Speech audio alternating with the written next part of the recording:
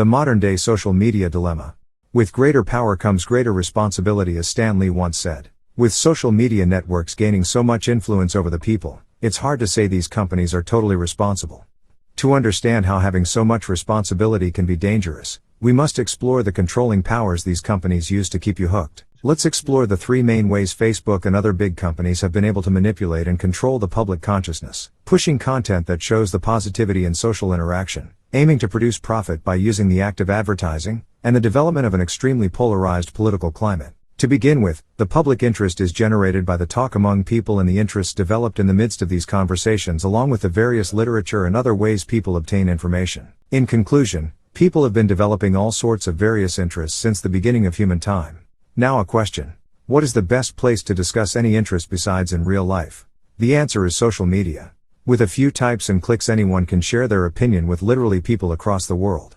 This natural need for social interaction was one of the biggest support structures that allowed companies like Facebook to catapult to their sizes today. Another factor in this dramatic rise in social media popularity can be summarized in one word: profit. Since the creation of social media networks, there have been various businesses looking to sell and earn a considerable profit. Modern social media companies have begun doing whatever it is to please their money-hungry pockets. With their competitive advertising abilities developed through years of researching human psychology, they've been able to produce more profit than they could have ever imagined. Along with this greedy profit motive and immense public interest, polarized politics has found its way into the social media networks, allowing themselves to spread their words and gain support. This massive wave of polarized politics has caused much chaos and pushed more people onto these networks to debate and even changed others' minds. Political media networks work day and night to generate propaganda at an alarming speed, continually pushing out their agendas to brainwash people into agreeing with their ideas. They've even worked with media platforms to make sure they get their beliefs out there and push away all the opposing views against them.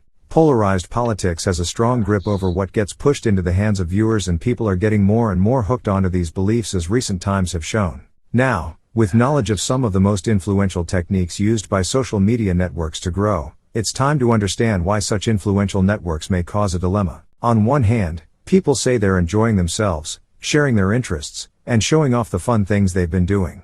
However, anyone that's been on the internet long enough knows the problem these networks have caused to normal people. We know that these big companies keep us hooked every day on time-wasting activities that will probably earn them millions. We know people you talk with on a daily basis probably got their opinions based on ideas found on the internet. In recent times, it may as well have even gotten worse, with figures such as Andrew Tate, Donald Trump, and other online figures being cancelled or censored. The free and happy place we thought was the internet may not seem to be what we wished for. Are we really looking into a happy and safe place to share our interests, or are we just being played like puppets by the content we're hooked on?